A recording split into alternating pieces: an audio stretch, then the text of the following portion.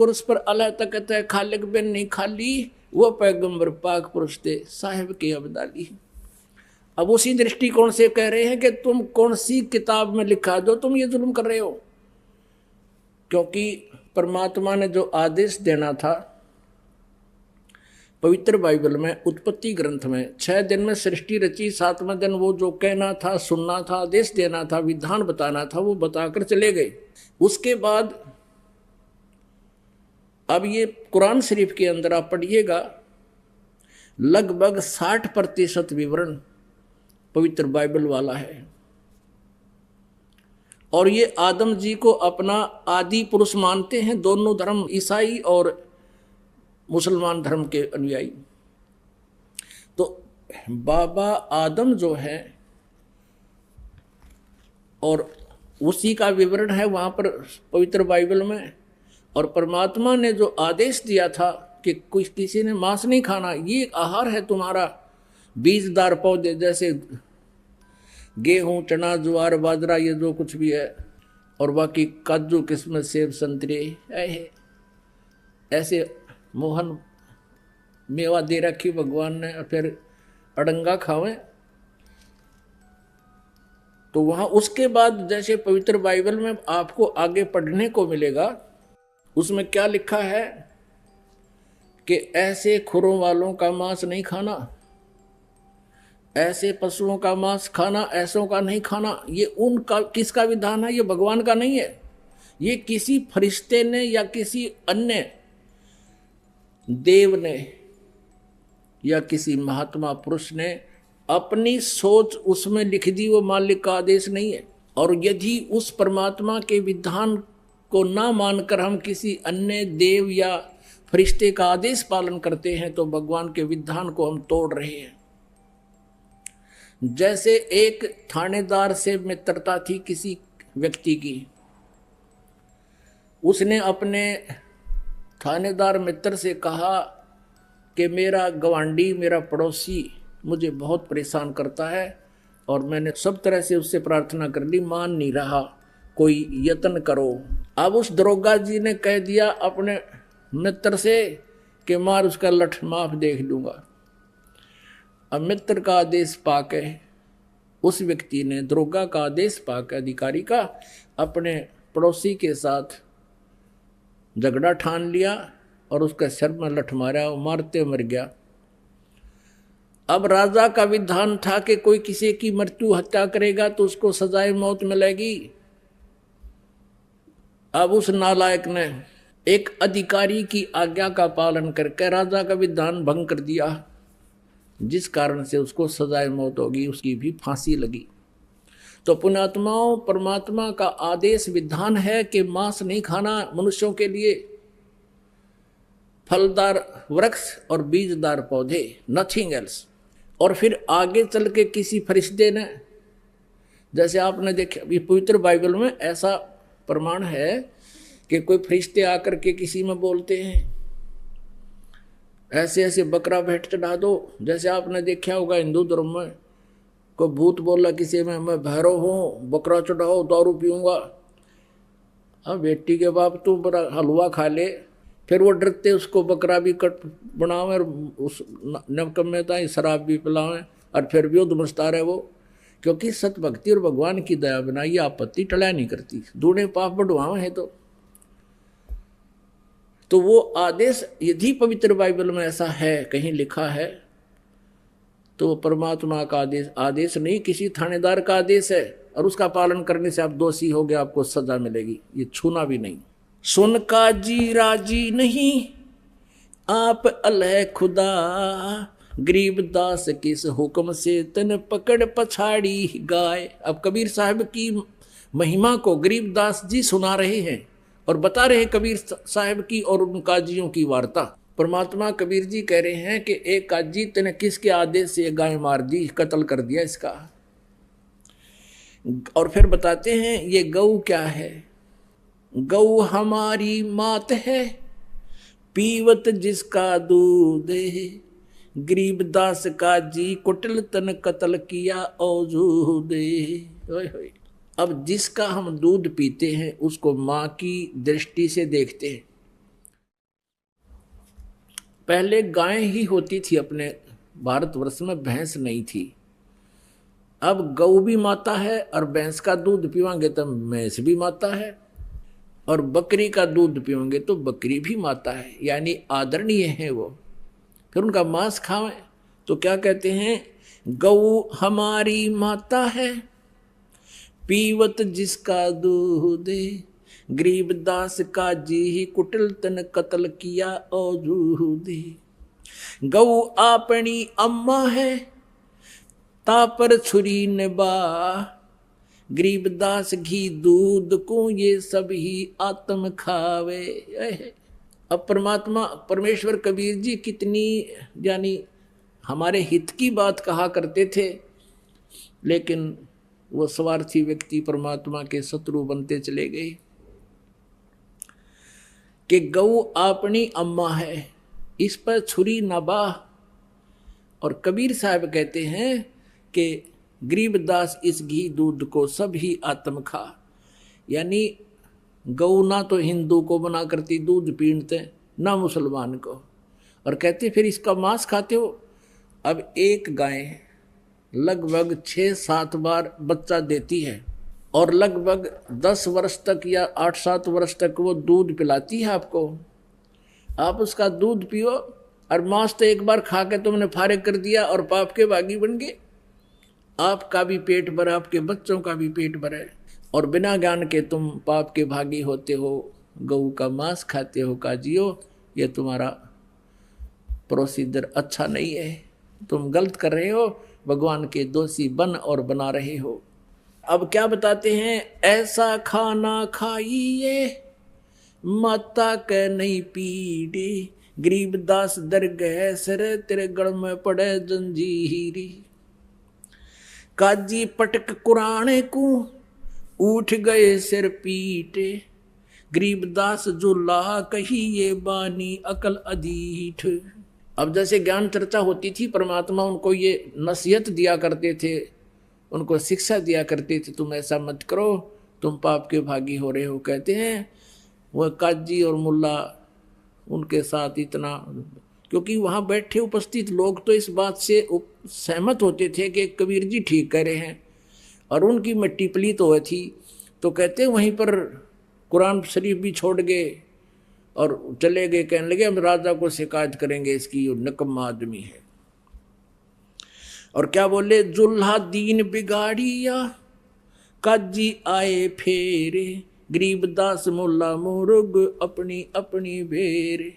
अब काजी मुल्ला उठ कर चले गए, गोष्ठी हो रही थी, सैकड़ों की संख्या भगत मुसलमान और हिंदू उपस्थित थे, तो काजी मुल्ला उठ कर चले गए, उनको फिर लाए पकड़ के कि जाओ ना बैठो, चर्चा तो करो। फिर बैठ गए। अब परमात्मा क्या बताते हैं, मुर्गे से मुल्ला बनो तुम मुल्ला फिर मुर्ग, गरीबदास दो जग धसोगे तुम न पावे नहीं स्वर्ग। अब क्या बताते थे कि परमात्मा का विधान है, आज मुर्गे को तुम काट रहे हो, बकरी गाय को काट रहे हो, अगले जन्म में काजी तू तो मुर्गा होगा, मुर्गा और मुर्गा बनेगा काजी, ये तेरी गर्दन काटेगा, ये तुम्हारा टिट फॉर टैट सदा बना रहेगा। तो ऐसा जुर्म ना करके तेरे को आगे फिर ये मुर्गा बनकर शीश देना पड़ेगा इसको। फिर क्या बताते हैं, काजी कलमा पढ़त हो और बाँचो फिर कुराने, गरीबदास इस जुल्म से तेरे डूबे दो जिहान। कि एक तरफ तो तुम कलमा पढ़ते हो, जैसे मंत्र होता है ना अपना, मंगलाचरण हम पढ़ते हैं, और गायत्री मंत्र यजुर्वेद के 36वें अध्याय का 3रा श्लोक है, उसको मंत्र को पढ़ा करते थे। तो वो तो कहते तुम पवित्र वाणी कलमा तो पढ़ रहे हो भगवान की महिमा का, और उधर से गाय काट रहे हो। अरे तेरा गजब, वो ये क्या बात हुई, इधर से तुम भक्ति कर रहे हो और वो जुल्म कर रहे साथ की साथ। काजी कलमा पढ़त हो तुम और बच्चो फिर कुराने, इसे पवित्र ग्रंथ को भी पढ़ते हो और फिर तुम गाय बकरे मुर्गे काटते हो। गरीबदास इस जुल्म से थरे डूबे दो जिहान, यानी दोनों स्थान बिगड़ जाएंगे, ना तुम यहाँ के रहोगे ना तुम स्वर्ग जा सकते, यहाँ भी तुम इब्रान माटी यानी पाप के भागी होगे। अब परमात्मा दोनों धर्मों को कहा करते थे, यानी काजी और मुल्ला और पंडितों को, दोनों दीन दया करो मानो बचन हमारे। गरीबदास गौ सूर में एक बोलन हारे। ओए होए, अब देख कितनी विनम्रता से बोल रहे हैं कबीर परमेश्वर के दोनों धर्म दया करो और मानो बचन हमार। और कबीर साहब कहते हैं और सूर और गऊ में एक सा ही जीव है। फिर क्या बताते हैं, सूर गऊ में एक है गाय भखो न सूरे। गरीबदास सूर गऊ का दोहों का एक नूरे। मुल्ला से पंडित भय, पंडित से भय मुल्ले। गरीबदास तज बैर भाव, तुम कर लो सुल्लम सुल्ले। अब क्या बताते हैं कि हिंदू वाले पंडित तनु के मुल्ला काजी और ये मुसलमान काफिर हैं, और मुसलमानों के काजी और मुसलमान कहते हिंदू काफिर हैं। अब कबीर साहब कहते हैं देखो, आज तुम पंडित हो हिंदू धर्म में और कल आपकी मृत्यु हो जाएगी, आप मुसलमान धर्म में जन्म ले सकते हो और फिर आप काजी भी बन सकते हो। और काजी आज मुसलमान धर्म में है तो कल वो हिंदू धर्म में जन्म लेकर वो पंडित भी बन सकता है। तुम आपस में ये झगड़े छोड़ के सुल्लम सुल अपना कंप्रोमाइज कर लो। मुल्ला से पंडित भवे और पंडित से भव मुल्ल। गरीबदास तज बैर भाव, तुम कर लो सुल्लम सुल्ल। हिंदू झटके मारे ही ये मुस्लिम करें हलाले। गरीबदास दो दीन का थरा होगा हाल बेहाल। अब देखो कितनी अपनी अपनी चतुरता दिखा रहे हैं। हिंदू के पंडित भी भेंट चढ़वाते हैं, माताओं को बदनाम करते हैं कि काली तो झोटे मांगे काली माई, और फलानी माई बकरे खाती है, वो माई फिर मुर्गा खाती है। खावा बेटी के बाप ये जीभ के चठोरे। तो कहते हैं कि ये क्या बताते हैं कि वो चतुर गुरु हिंदुओं के कि हम तो पशु को जैसे बलि चढ़ाते हैं एकदम झटके से मार देते, उसको पीड़ा नहीं होती है, उसको महसूस नहीं होता दर्द, तब बलि चढ़ाते हैं, हम पाप नहीं करते। और मुसलमान क्या कहते हैं, हम तो कलमा पढ़ते रहते हैं और धीरे धीरे हलाल करते हैं कहीं उसको पीड़ा ना हो जा। मूर्ख बना रहे, ला तेरी गर्दन काटे, कुकरे कटवा लो, हिंदू कटवाओ ऐसे, और मुसलमान नहीं काटेंगे ऐसे, धीरे धीरे कलजा पाट जाएगा तुम्हारा।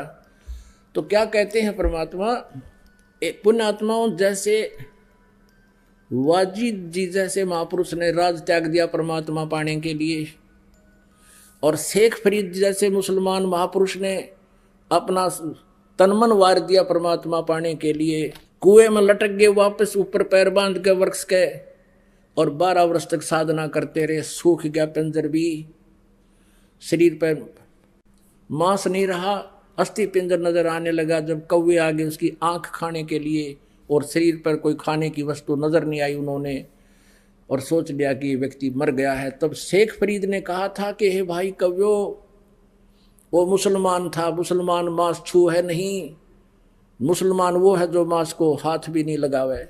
शेख फरीद ने कहा था कव्यो मेरी आंखें मत खाना, मुझे अल्लाह के दीदार की आशा है, मेरे शरीर पर कहीं पर भी तुम्हें मांस शेष दिखाई देता वो मांस खा लो मेरा, पर मेरी आंखें ना छेड़ना, मुझे भगवान के दर्शन की इच्छा है। तो पुण्यात्मा वो थे मुसलमान जिन्होंने कभी मांस छुआ नहीं और अपने कुर्बानी कर दी कि मेरा से तुम सब कुछ खा लो पर मुझे मालिक मिल जाए, मेरी वो व्यवस्था ना खराब करना। और यदि जो प्रोसीजर तुमने अपना रखा है हलाल करके कलमा पढ़कर और ऊपर मस्जिद में जाकर आवाज़ लगाता है मुल्ला या काजी कि हे अल्लाह ये रूह बकरे की आत्मा को बिस्त में स्थान दीजिए। अब परमात्मा कहा करते कबीर जी, जय या रूह तैं बिस्त पठाई तो कर तदबीर कबीला भाई। कबीर परमात्मा उन काजी और मुल्ला को कहा करते थे, यदि तू अपने इस प्रोसीजर को, इस वे ऑफ वर्शिप को स्वर्ग जाने की मानता है, तुझे कॉन्फिडेंस है, तो अपने परिवार को भेज, उसको कर हलाल सबको, और आदेश दे भगवान को कि इसको स्वर्ग में रखना, मेरे परिवार आ रहा है। यदि कोई मंत्री बन जा और उसको कहीं प्लाट अलॉट करने का आदेश आ जाए ना, वो बकरियां का नंबर ना आने दे, अपने बड़का का, अपने रिश्तेदारों का, अपनी पत्नी का, बहन का, भाई का, सबसे पहले उनका फार्म भरेगा, बकरियां का कौन नंबर आने दे। तो कहने का भाव ये है कि यदि तुमको ये पर पूरा विश्वास है कि ये बकरियां इस प्रकार बकरे के हलाल करने मात्र से और ये कलमा पढ़ देने से ये स्वर्ग चला जाता है, तो बकरियां का नंबर कोई नहीं आने दे। तो परमात्मा की इन खरी खरी बातों से, सच्चाई से वो सारे चंगर गए, क्योंकि राज तजना सहज है और सहज त्रिया का ने और मान बढ़ाई ईर्षा, ये दुर्लभ तजना ये, और ये तजे बिना भगवान नहीं मिल सकता। हिंदू झटके मारे ही ये मुस्लिम करें हलाले, गरीबदास दोनों दीन का थारा होगा हाल बेहाल। वहां देखियो थारा के बक्कल उतरेगा। बकरी कुकड़ी खा गए ये गऊ गधारा सूरे, गरीबदास उस भिस्त में तुमसे अल्लाह दूरे। भगवान तो निकट भी ना हो थारे, इसे नाला कहाँ गए। रब की रू मारते और खाते मोरे मोरे, गरीबदास उस नरक में नहीं खुन्नी को ठोरे।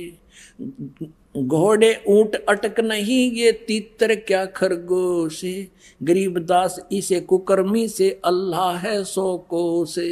सुन मुल्ला उपदेश तू कुफर कर दिन रात, गरीबदास हक बोलता और मारे जीव अनाथ।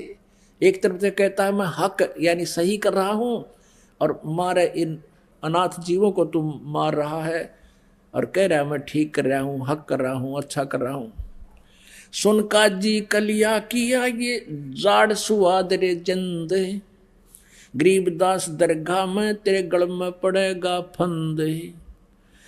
अब क्या बताते हैं कि कैसा खाना खाओ। बासमती चावल पके, बासमती चावल पका और गरत खांड टुक डारे, गरीबदास करो भक्ति ही ये कूड़े काम निवार। अब खाने का क्या बताते हैं कि बासमती तो चावल बनाओ और उसमें खांड और घी देसी डाल कर खाओ और भक्ति करो, ये बकवाद छोड़ दो। बासमती चावल पका गरत खांड टुक डारे, गरीबदास करो बंदगी ये कूड़े काम निवार। फिर क्या बताते हैं, फुल्का धोवा दाल कर अलवा रोटी खाए, गरीबदास का जी सुन ये मिट्टी मांस ना पकाए। कहते हैं भाई फुल्के और दाल बढ़िया बना के खा अपनी मूंग की, और अलवा रोटी बना ले जो ज्यादा तरह तो अच्छा है, तो गरीबदास का जी सुन ये मिट्टी मांस ना पका। रोजे रखें और खून करें फिर तस्बीह ले हाथ, गरीबदास दरगह सरेतन बहुत करी है घात। कबीर साहब कहा करते दिन में तो तुम रोजे रखो, व्रत रखते हो भगवान के लिए, और सामने वो कर्म बिगाड़ दिया, मुर्गा मार दिया, बकरा काट दिया, है तरह के जब काजी खलस उठाए दे तज रोजे की रीत, गरीबदास अल्लाह भजो ये समय जावेगा बीत।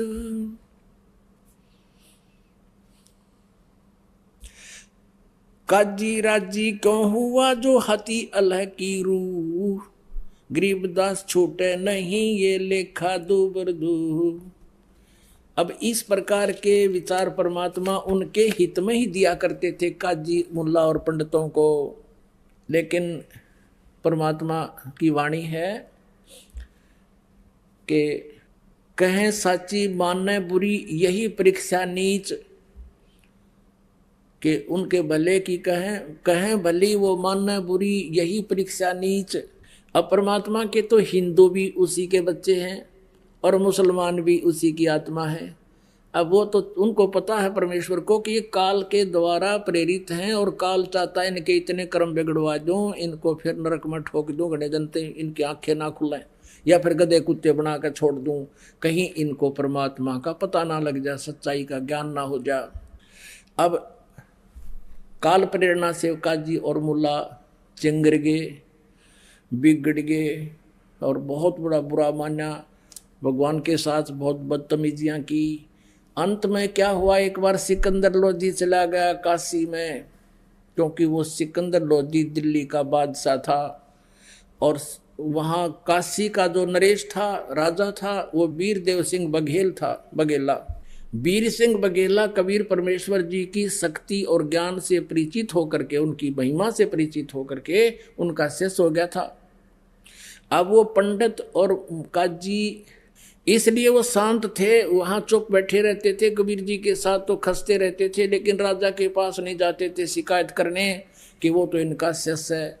एक बार सिकंदर लोधी दिल्ली का बादशाह, उसके अंतर्गत सभी छोटे नरेश आते थे, वो पहुंच गया काशी में और लग गया दाव नकलियों का। अब वो काजी और मुल्ला हजारों की संख्या में इकट्ठे होकर पहुंच गए राजा सिकंदर लोधी के पास। सिकंदर लोधी ने कारण पूछा कि आज कैसे इतने समूह इकट्ठा होकर आया है, क्या आपत्ति है आपको, बताइए। उन्होंने क्या बताया, होय होय, उन्होंने क्या बताया कि एक हिंदू कबीर नाम का है और उसने हमारे मुसलमान धर्म की बेइज्जती कर दी। वो कहता है कि मांस मिट्टी मत खाओ और हमारे मुसलमान धर्म की क्रियाओं को गलत बताता है और अपने आप को भगवान बताता है। नमक मिर्च और लगा दी। तो सिकंदर लोधी ने कहा कि लाओ पकड़ के। यूं आदेश पाते ही एक व्यक्ति को पकड़ने के लिए 10 सिपाही पहुंचे, लाए पकड़ कर परमात्मा ने। अपनात्मा वहां हजारों की संख्या में हिंदू मुसलमान दर्शक बैठे, राजा बैठा। राजा ने कहा कि तू कौन है, तू अपने आप को भगवान बताता है, यदि तू अल्लाह का रसूल है तो तेरी परीक्षा लेते हैं। एक गऊ मंगा दी, क्योंकि परमात्मा कह रहे थे गऊ मत मारो पाप होगा, तो ये तो उल्टे पड़े फिर भूंड की तरह। तो गऊ मंगाई और कहा कि इसको हम कत्ल करते हैं तेरे सामने और तू जीवित कर देना कबीर, अगर तू अल्लाह है या उसका रसूल है। हमारे अल्लाह हजरत मोहम्मद ने गाय को मार कर जीवित कर दिया था। अब हजरत मोहम्मद जी ने गाय को कैसे मारा था, उसने वचन से मारा था, शब्द से, अपनी वचन आध्यात्मिक शक्ति से, और आध्यात्मिक शक्ति से ही जीवित कर दिया था, उसका मांस नहीं खाया था। और तुम करो रीस नकल, परमात्मा ने उनको बताया। फिर भी उन्होंने कहा कि ये गाय काट दी हमने, क्या बगाऊ थी, पेट में बच्चा था, माँ बेटों का 4 टुकड़े हो गए। अब सिकंदर लोधी ने कहा कि अब बोल, तू क्यों बैठा है, चुप कर, जीवित नहीं तेरी गर्दन काटेंगे। परमात्मा खड़े हुए और कहा हम ही अलखला हैं कुतुब गोस और पीर, और कह कबीर खालिक दनी हमरा नाम कबीर, मैं हूँ अल्लाह अकबर और हम ही पूरी सृष्टि के मालिक हैं। हम ही अलखला हैं कुतुब गोस और पीर, गरीबदास खालिक दनी मेरा नाम कबीर। दोनों माँ बेटा के एक थपकी उसका मारी, एक बच्चे का, दोनों के शरीर जुड़कर जीवित हो गए और गाय के नीचे बच्चा लाकर दूध की बाल्टी भर दी कबीर परमात्मा ने। बोलो बंदी छोड़ कबीर साहेब की जय।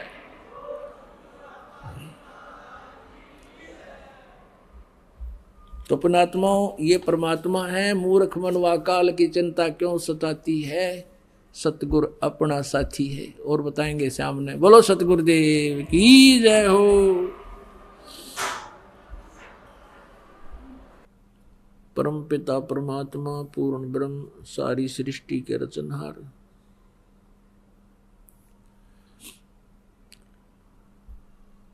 कुल मालिक कबीर परमेश्वर जी की असीम कृपा से आप चंद पुण्यात्माएं परमात्मा की महिमा सुनने के लिए यहाँ आश्रम में पहुँच पाए।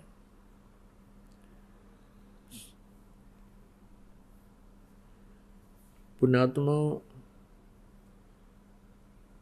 सत्संग में आने से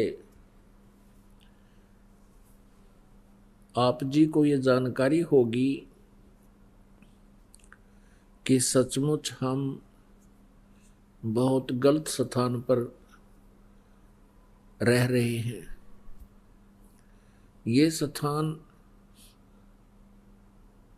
केवल यातना देने के लिए इस काल भगवान ने बना रखा है। जैसे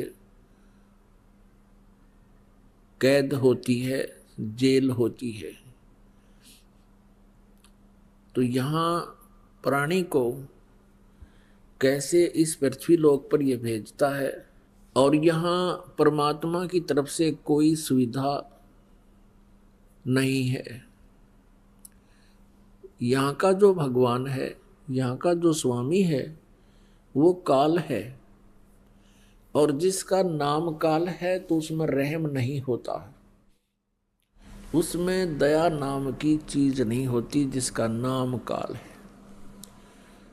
और ये गीता अध्याय नंबर 11 के श्लोक नंबर 32 में स्वयं कह रहा है कि अर्जुन मैं काल हूं, और अब इन सभी सैनिकों का, सभी लोकों का नाश करने के लिए अब प्रवृत्त हुआ हूं। तो इससे अंडरस्टूड है कि यहां जो दुख हमें दे रखा है शायद ये कम ही हो, क्योंकि काल जो है वो केवल दुख ही दे सकता है, सुख नहीं दे सकता। इसी कारण से आप जी कहीं किसी काम बस जंगल में गए हैं, खेतों में कार्य कर रहे हैं या मजदूरी कर रहे हैं, एकदम ओले गिरने लग जाते हैं, शर्म में लगो, आंख फुटो चे टांग टूटो, भागकर इधर उधर किसी वृक्ष या मकान की शरण ले लें तो जान बच सकती है, अन्यथा नहीं। कहीं पर फ्लड आ जाती है, लाखों व्यक्ति बह जाते हैं, मर जाते हैं। अन्य प्राणियों का तो कहना ही क्या, वो कितनी कितनी संख्या में मरते हैं बिलों में, अन्य स्थानों पर। कहीं पर भूकंप आ जाता है, वहां पर भी कई हजारों लाखों की संख्या में प्राणी, मनुष्य, मानव समाप्त हो जाते हैं। आराम से लेट रहे हैं, भूकंप आया, पूरा इलाका नष्ट हो गया, हाहाकार मच गई। ये कोई स्थान है? ये कोई रहने के लायक है? एक राजा है, यहाँ का राजा तो हम सुप्रीम पावर मानते हैं, मुख्यमंत्री हुआ, प्रधानमंत्री हुआ, और उसकी दुर्गति 1 सेकंड में हेलीकॉप्टर क्रैश हो गया, उसके हड्डों का पता नहीं कहाँ गिरे जाके।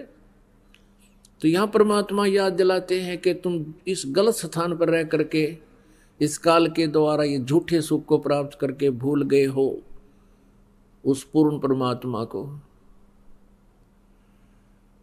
हमें याद दिलाते हैं परमेश्वर, कबीर कहाँ गर्बियो ये काल गह करके से, ना बेरा का मारेगा के घर के परदेशो।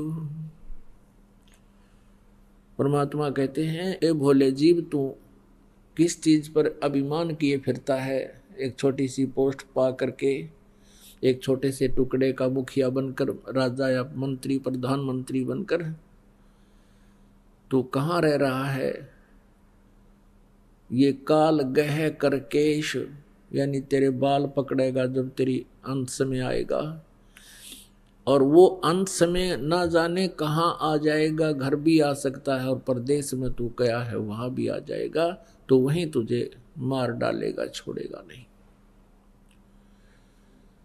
कहाँ जन्मे कहाँ पाले पोसे, खूब लड़ाए लाडे, ना जाने इस देह के है कहाँ खंडेंगे आड़े। पुण्यात्मा, परमात्मा की ये वाणी आप जी ने हृदय में धारनी पड़ेगी। और इस गंदे लोक में यदि तुम थोड़ा बहुत सहारा भी चाहते हो, सुख भी चाहते हो, प्रोटेक्शन भी चाहते हो कि ऐसी आपदाएं ना आवे हमारे ऊपर, तो इस परमेश्वर कबीर जी की शरण ही ग्रहण आपने करनी पड़ेगी। यदि पूरा विश्व आज इस परमेश्वर की शरण में आ जावे और ये दास जो नाम जाप और विधि और मर्यादा बता रहा है इसका पालन कर ले, पुनः फिर सतयुग जैसा माहौल शुरू हो जाएगा। सतयुग में क्या होता है कि बहुत लंबी आयु हो जाती है, क्योंकि अकाल मृत्यु नहीं हो सकती, ये काल फिर अटैक नहीं कर सकता, और आपस में बहुत ही अच्छा प्रेम बनेगा। या लूट खसोट रिश्वतखोरी हाहाकार मची है, इस माया ने सबको अंधा बना दिया है। ऐसे बड़े बड़े मंत्री और मुख्यमंत्री प्रधानमंत्री तक के ऊपर ये भ्रष्टाचार के आरोप लगते हैं। शर्म की बात है, क्योंकि इंसान की जमीर खत्म होगी। क्यों होगी? क्योंकि तत्व ज्ञान से परिचित नहीं है, भगवान के विधान से परिचित नहीं है, आध्यात्मिक कर्मों से परिचित नहीं है। इसी कारण से हम गलतियों पर गलती करते जाते हैं। एक माया के कारण ही भाई से भाई शत्रु बन जाता है, बहन भाई की शत्रु बन जाती है, भाई बहन का शत्रु बन जाता है।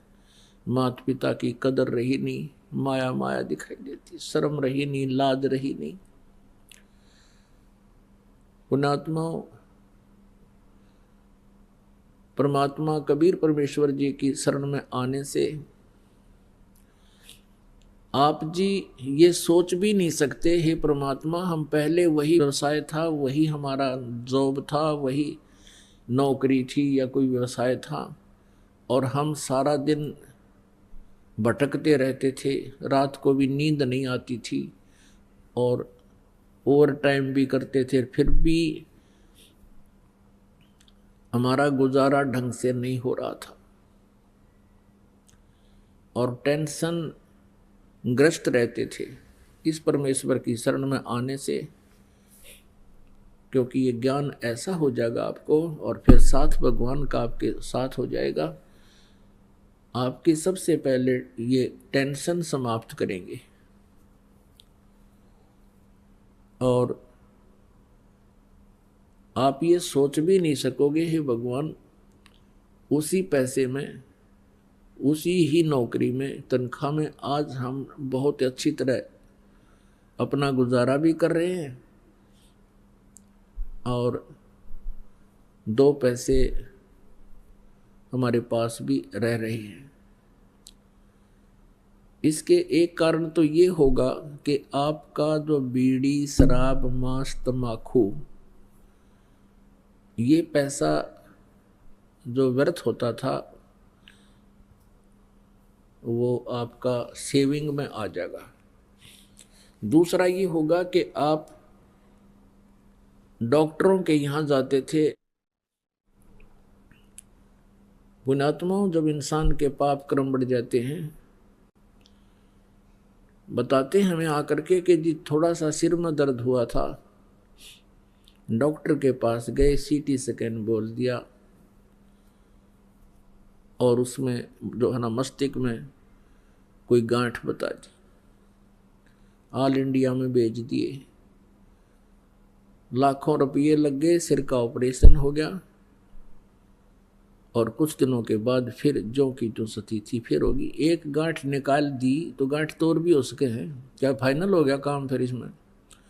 तो कहने का भाव ये है कि जब इस परमेश्वर की शरण में आप आ जाओगे, वही बीमारियां, वही रोग जो लाखों रुपए में ठीक नहीं होते थे, आपके 10, 20, 50 रुपए की दवा में आराम होना शुरू हो जाएगा। बहाना करता है परमात्मा, थोड़ी बहुत औषधि भी लेता रहे और साथ में परमात्मा की भक्ति करे, फिर देखना कैसे होता। तो पुण्यात्माओं, ऐसे बहुत से भक्त आते हैं, वो बताते हैं कि जी पहले हमारे साल भर में कम से कम भी 20,000 रुपये का मेडिकल का खर्चा होता था डॉक्टरों का, और फिर वो बीड़ी बंडल वाले तो कहना है कि शराब वाला, और बीड़ी का हिसाब लावे तो भी आदमी प्रतिदिन 10-12 रुपए की बीड़ी, और सिगरेट पीने वाला तो मेरे ख्याल में 50-100 रुपए की जो ना पी जाता है, तो महीने का हिसाब लावा तो 2-2.5 हजार रुपये ये खराब होते थे, ये बच जाते हैं। और फिर वो जो शराब पीता है उसका तो एस्टिमेटर नहीं लाया जा सकता, वो कितना नाश कर दे एक महीने में। तो परमात्मा की भक्ति में ये विकार नहीं चलते, ये आपने कंपलसरी त्यागने पड़ेंगे यदि आप परमात्मा चाहते हो और सुख चाहते हो इस लोक में भी, और फिर आपके घर में बरकत दिखाएंगे। क्योंकि हम परमात्मा की महिमा से परिचित नहीं है, हम नियत खराब करके अपने में घने समझदार बनकर और क्लेवर बनकर भगवान के लाभ को प्राप्त नहीं कर पाते हैं।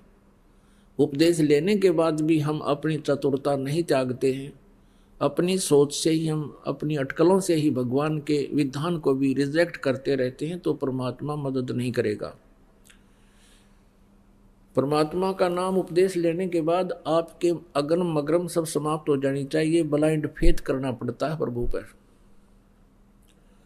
और भक्त हमेशा ही ब्लाइंड फेथ करते आए हैं परमात्मा पर, यानी पूर्ण विश्वास, जिसको अंधविश्वास कहें तो अच्छा नहीं लगेगा, पूर्ण विश्वास। अंधविश्वास कैसे करते थे कि जो गुरुजी ने बता दिया, संत ने बता दिया, हमने उसको सिरोधार्य कर लिया। हम ब्लाइंड फेथ करते थे, आंख मीच कर विश्वास करते थे ऋषि और गुरुओं पर कि ये बड़े विद्वान पुरुष हैं, इन्होंने परमात्मा को जाना है, देखा है, पहचाना है, जिस कारण से ये, क्योंकि ये संस्कृत भी जानते हैं और वेदों और पुराणों और गीता जी का ये रेफरेंस भी दे रहे हैं और संस्कृत साथ में बोलते भी हैं, तो हमारा डाउट खत्म हो गया था कि ये कुछ ना जानते। और जिस कारण से आज तक कोई भी संत रूप में पनप गया, ये श्रद्धालु उसके पास ऐसे चिपक जाते हैं जैसे दीपक के चारों ओर ये पतंग मंडराते हैं और जलकर मर जाते हैं। तो इसी प्रकार नकली गुरुओं के पास जो प्राणी जाते हैं वो ऐसे अपना जीवन नष्ट कर देते हैं जैसे दीपक के पास पतंग जा करके नष्ट हो जाते हैं। उनका स्वभाव है, ऐसे श्रद्धालुओं का स्वभाव है कि वो गुरु और संत पर पूर्ण विश्वास किया करते हैं, और उस स्वभाव का दुरुपयोग कर लिया इन नकली गुरु, ऋषि और मंडलेश्वरों ने। पूरे समाज को परमात्मा से कोसों दूर कर दिया। परमेश्वर आए थे कबीर जी, उन्होंने ये ज्ञान दिया था जो आज दास आपके रूबरू करा रहा है और साथ में प्रमाण दिखा रहा है अपने ही पवित्र सदग्रंथों में। जैसा कल की रात्रि में आपने परमात्मा के साकार और निराकार के ऊपर जो वचन सुने थे, उसके साथ साथ सदग्रंथों को आपने स्वयं भी प्रोजेक्टर के माध्यम से देखा। तो अब क्या कहें उन संतों को, ऋषियों को? क्या वो विद्वान थे? नहीं, वो तो अंधे थे।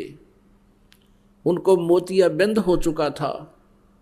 मोतियाबिंद जिसकी आंखों में हो जाता है, उसकी आंखें पूर्ण रूप से स्वस्थ दिखाई देती हैं, लेकिन उसको दिखता कति नहीं, वो नपट अंधा होता है। इसी प्रकार ये संस्कृत के जानने वाले महाविद्वान, महर्षि, मंडलेश्वर, गुरु, ब्राह्मण, पंडित कहलाते थे। इनको अपने सदग्रंथों का कै ख का भी ज्ञान नहीं था। और इसी प्रकार ये सतलोक और सचखंड की महिमा गाने वाले ये पंथ नकली, राधा स्वामी पंथ, धन धन सतगुरु पंथ, यो जय गुरुदेव पंथ, ये जितने भी संत ऋषि हुए हैं इस मार्ग में, ये सब बिल्कुल तत्व ज्ञानहीन और अज्ञानी थे। करोड़ों श्रद्धालुओं को इन्होंने मिसगाइड कर दिया, और ऐसा कर दिया अब सुनने को भी तैयार नहीं है, क्योंकि उनको वो महर्षि और परम संत परम धनी माना करते थे। उसके विषय में परमेश्वर ने कहा है, मोती मुक्ता दर्शत नाही, ये जग है सब अंदरे, दिखत के तो नैन चश्म इनके, फेरा मोतिया बिंद्रे। मन माणिक लहर समंदरे, मोर जीवा नग सीप न सायर, वो निर्मल आनंद कंदरे। क्या बताते हैं कि मोती मुक्ता दर्शत नाही, ये जग है सब अंदरे, और दिखत के तो नैन चश्म इनका, फेरा मोतिया बिंदरे। अब ये इनको मोक्ष मार्ग, पूर्ण मोक्ष मार्ग का ज्ञान नहीं था, तत्व ज्ञान नहीं था, अपने सदग्रंथों से भी अपरिचित नहीं थे। तो इनको उस मोक्ष रूपी मोती दिखाई नहीं देता था, ये अंधे थे। और दिखत के तो नैन चश्म, आंख तन्यों की नो दिखे, पर मोती इनका फेरा मोतिया बिंदरे। ये विद्वान नजर आओ थे, क्योंकि ये संस्कृत बोला करते थे, और हमारे पूर्वज अशिक्षित थे, अपनी मजदूरी करके, कोई खेती करके अपने बच्चों को पाला करते थे। लेकिन आत्मा में भगवान की इच्छा सदा से ही रही है जीव के, उसकी पूर्ति के लिए फिर काल ने ये एजेंट छोड़ रखे हैं, ये गुरु, इन्होंने ऐसा बैठा बैठा दिया, गांव के गांव बिगाड़ दिए। गुरुआ गांव बिगाड़े, संतो गुरुआ गांव बिगाड़े, ऐसे कर्म जीव कला दिए, ईब जड़े नहीं जाड़े। तो पुण्यात्माओं, आपका सौभाग्य है कि आपको इस प्राइम टाइम में मनुष्य जीवन प्राप्त है, और इस भक्ति युग में, भक्ति काल में आप जी को मनुष्य शरीर प्राप्त है, और साथ में ये यथार्थ भक्ति मार्ग मिल गया। धन्य है आपके माता पिता जिनसे जन्म हुआ।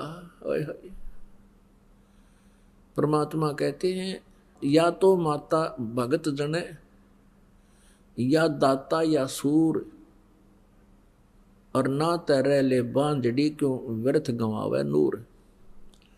परमेश्वर कहते हैं, या तो माता भगत पैदा करे, या दानवीर हो, दानी दाता, और या सूरवीर हो। अन्यथा कहते हैं इस तरह, और ये निरे अड़ंगे पैदा करते हैं जो भक्ति से दूर हैं, और सारा दिन दुनिया ने लूटें, बूंदी अच्छी बदलावें, और भी किसी के नाक में दम रखें। कहते इनसे अच्छा तो बांध ले, क्यों अपने नूर को भी नष्ट करे, ऐसे नालायक संतान उत्पत्ति करके।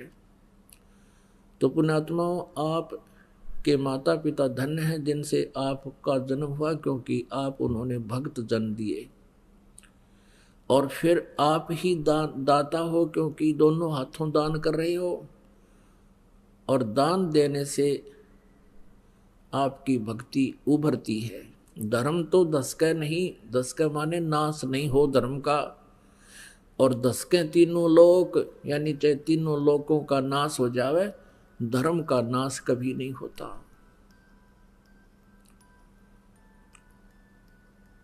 अब जैसे पुण्यात्माओं, सूरवीर भी भक्त ही होता है, भले ही वो वर्तमान में भक्ति नहीं कर रहा होता, उसके पिछले संस्कार सूरवीर के भक्त ही के होते हैं। जैसे प्रहलाद था सूरवीर, बिना हथियार का सूरवीर था।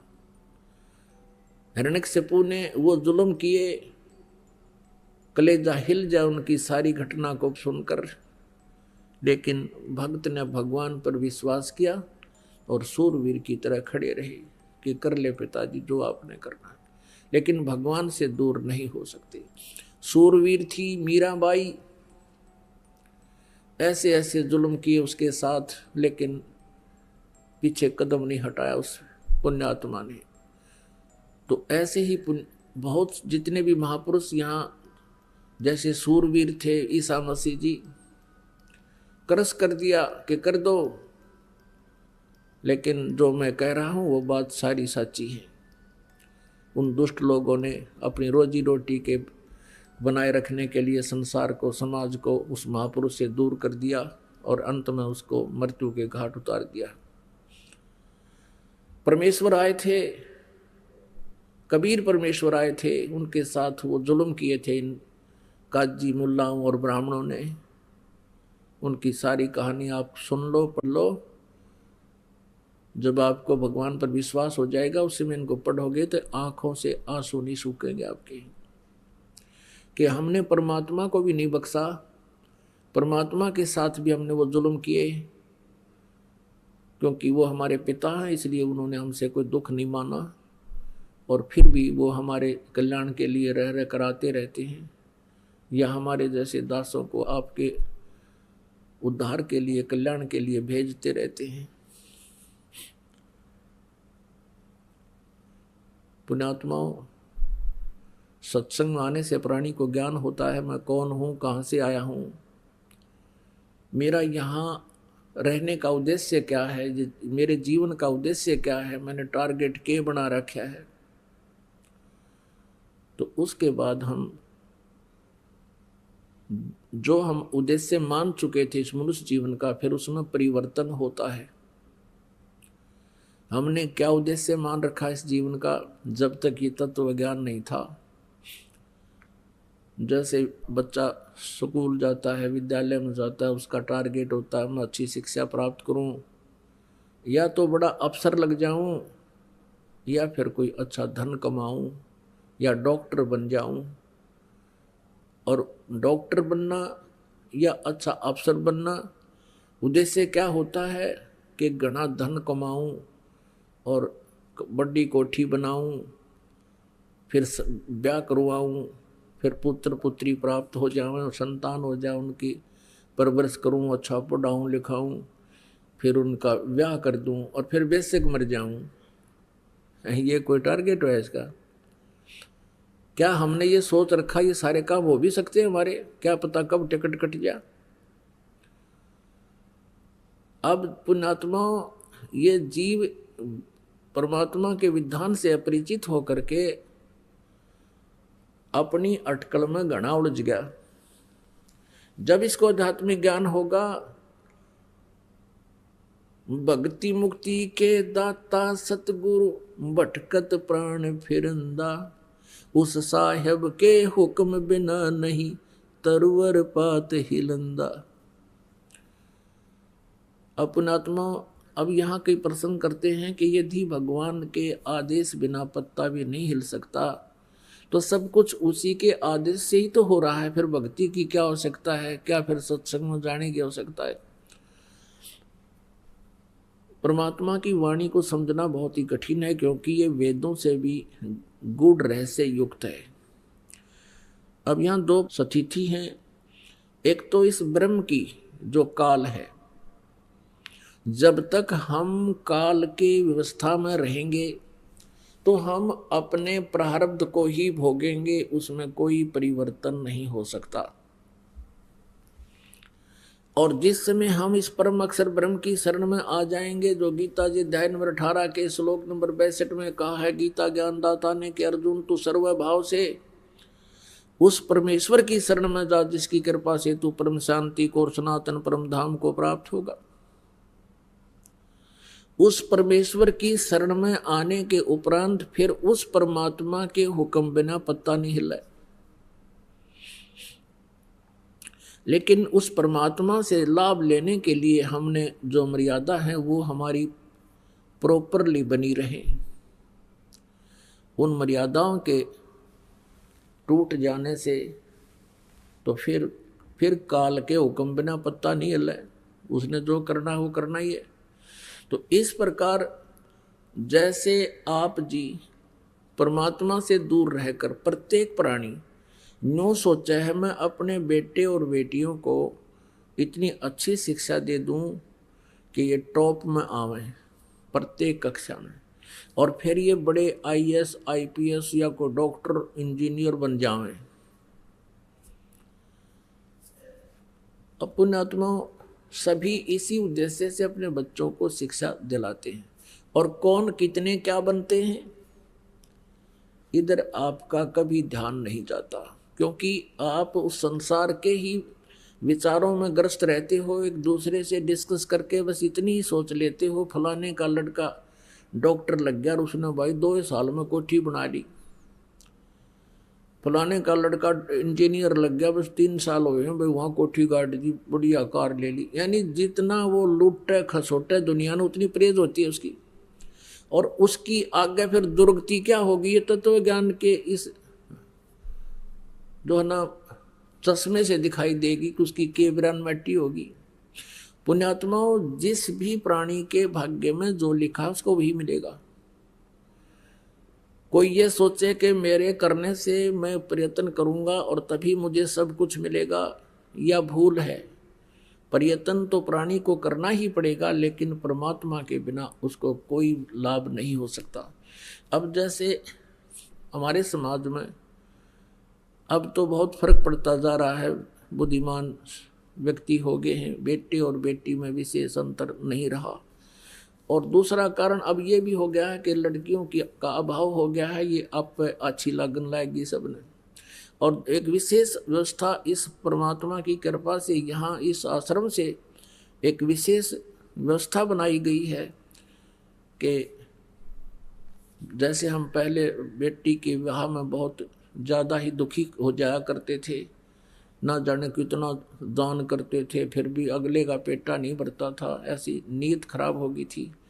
अब वो बिल्कुल समाप्त हो गई है कि लड़की का विवाह होगा हमने कुछ दान नहीं देना, और लड़के का विवाह होगा हमने 1 रुपया भी नहीं लेना। क्योंकि हम इस न्यू नहीं कोई एक वैसे फॉर्मलिटी है, या ये भगवान का विधान है कि हम एक दूसरे के कर्जे से मुक्त होना है। हम एक दूसरे का ले दे का यही फंसे रहते हैं। जैसे कोई आज किसी से धोखाधड़ी करके कोई 20-30 लाख रुपये, 50 लाख रुपये, 10 लाख रुपये, 2 लाख रुपये कोई ले लेता है, उसके हड़प जाता है, तो अगले जन्म में उसने देने पड़ेंगे और जमाई बन के लेगा। पहले जैसे क्या व्यवस्था थी कि जैसे हम आप देखा करते इन बड़े बड़े पैसे वालों को, लड़की का विवाह होता था, दामाद को कार न्यारी देते थे, 2-3 लाख रुपए नगद दे देते थे, आगे कोठी बना देते थे। क्यों? वो पिछले जन्म में ले रहा था उसका। अब वो दामाद बन के ले गया, लड़की भी ले गया और 10-20 लाख रुपये भी अपने पूरे कर लिए, और फिर मृत्यु को प्राप्त हो जाता है। एक बहुत बड़ा अधिकारी था, उसने अपनी लड़की का विवाह किया अपनी रिटायरमेंट से 6 महीने पहले, और उसको पता था कि मैं आमंत्रित करूंगा अपने अंडर जितने भी अन्य अधिकारी हैं वो आओगे, कोई 1 लाख लेकर आओगा, कोई 50,000, कोई 10,000 दिखा दिखा कर देगा। और ऐसा ही किया। फिर वो रिटायर हो गया। उस समय 3-4 लाख रुपये बेटी के ब्याह पर लगाए। ये सन 1988 की बात है, 89 की। उस समय 3-4 लाख तो आज के 30-40 लाख समझो।